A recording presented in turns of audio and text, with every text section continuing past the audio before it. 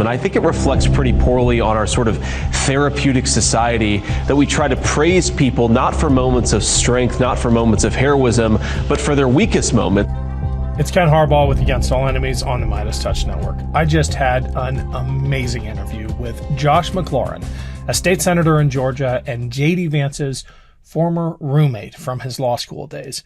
This is the person who JD Vance texted comparing Donald Trump to Hitler. We're going to release that entire interview soon as an episode of Burn the Boats, but I wanted to share this excerpt with you now because it actually relates to the Olympics, specifically the U.S. women's gymnastics team.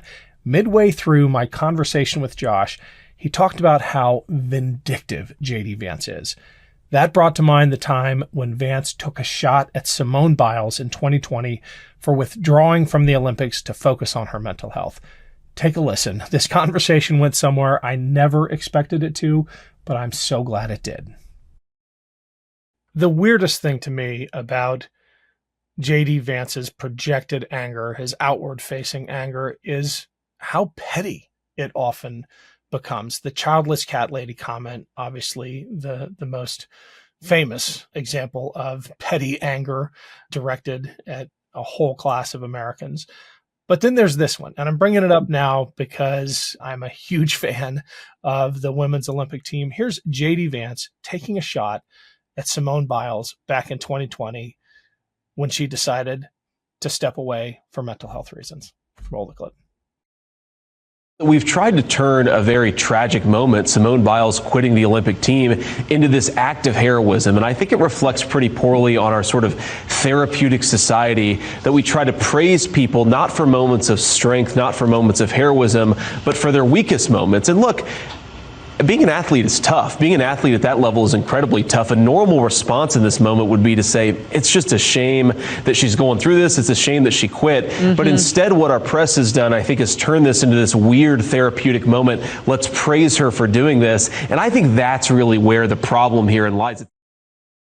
Josh, I'd love your thoughts on this. You talked earlier about the importance of grace and giving people the benefit of the doubt. But I don't think that gesture is reciprocated by today's Republican Party. I mean, you just look at how JD Vance treats people that he wants to represent, Simone Biles among them, attacking them at their most vulnerable. There's not a shred of grace there. I don't want to mince words here. And this is where, even though I'm not a veteran, I start to get a little bit personally upset about comments like this. I mean, I serve on the Senate Veterans Committee. We talk about PTSD all the time and, you know, the real barrier that PTSD or PTS, right, post-traumatic stress poses to veterans who are trying to live a normal life, to, you know, access all the other pieces of the equation, housing, education, or housing, healthcare, you know, and jobs. And well, can I just add education as well? Because until recently, if you were discharged, a little bit of a soapbox detour here, but if you were discharged because of a PTS or PTSD related incident and denied benefits, your avenues for appeal were incredibly limited. It has devastating effects on your ability to transition into civilian life. And I think I know where you're going, because this is what, I'm about to land the plane. So, you know, one of the most critical aspects of care for veterans is the acknowledgement that if this is happening, if you have post-traumatic stress, if you have real, you know, feelings, after effects from your service, that you got to acknowledge those and confront them head on and find support, find groups of people who can be your supports, and share these experiences, not just bottle them up, not pretend that everything is okay, not, you know, just charge forward like, you know, you're supposed to carry the whole country on your back and continue to be responsible for maybe some devastating things that you've been through.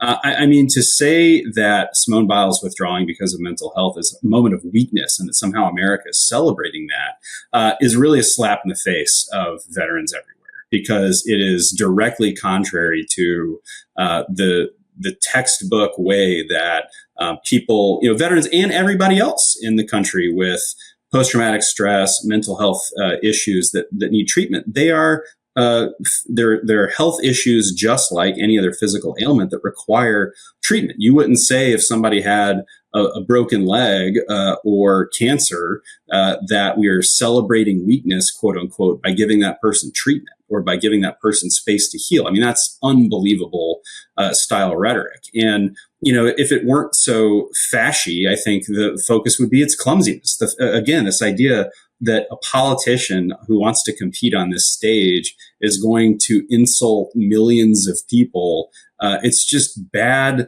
political hygiene. Even if morally you just put the moral concerns aside, how can somebody get away with doing that and trying to win votes? So, I think that the Simone Biles thing is a particularly egregious example from JD of, again, projecting whatever personal issues he's got onto the national stage. And, I've said multiple times now in the last couple of weeks that men obviously would rather run for office than go to therapy. And, condemning other people's weakness seems like some of the barest, least well disguised projection imaginable.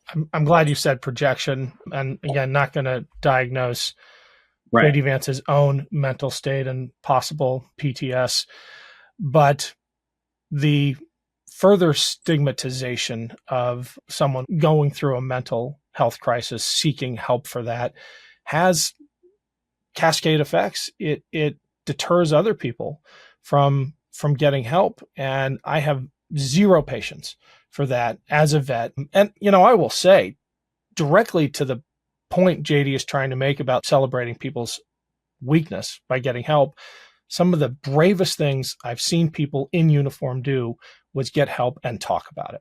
That likely saved as many lives as they may have saved downrange in combat, just by setting that example. There was an Air Force general who published his schedule at one point showing a weekly therapy session because he wanted to make that statement. And I found that one of the bravest things I've ever seen. So anyway, zero, you can tell I'm getting angry now.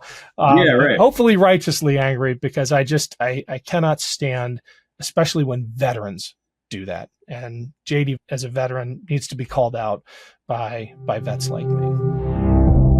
The rest of my interview with Josh McLaurin comes out soon on Burn the Boats. And if you haven't yet subscribed to my YouTube channel, please do. It's at team_Harbaugh. I'll put the link below. Thanks so much. It's Ken Harbaugh with the MeidasTouch Network, and I have some great news to share with you. Apple TV's #1 feature documentary, Against All Enemies, which I co-produced with Sebastian Younger and Ben Meiselas, is coming to MeidasTouch.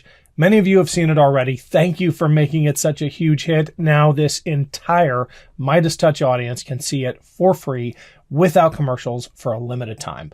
Please help spread the word. If ever we needed to understand the threats posed by violent extremism and election denialism, it's now. Thanks for all your support.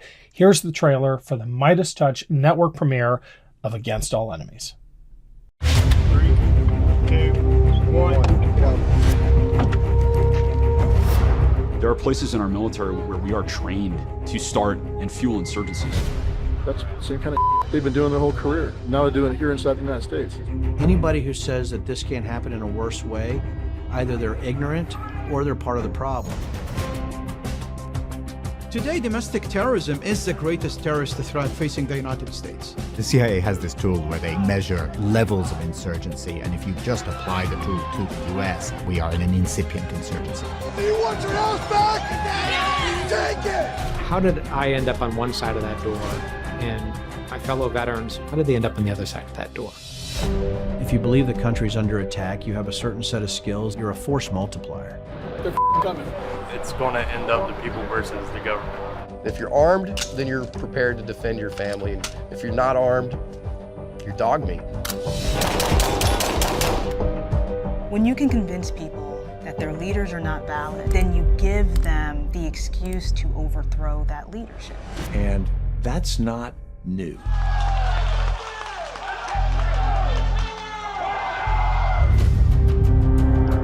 The issue is that the people that we are identifying as extremists, they're identifying as patriots or freedom fighters. It almost sounds like I'm talking about terrorism right now. Everyone becomes more violent in the aftermath of warfare. What we don't know is what happens when we're talking about a 20-year war.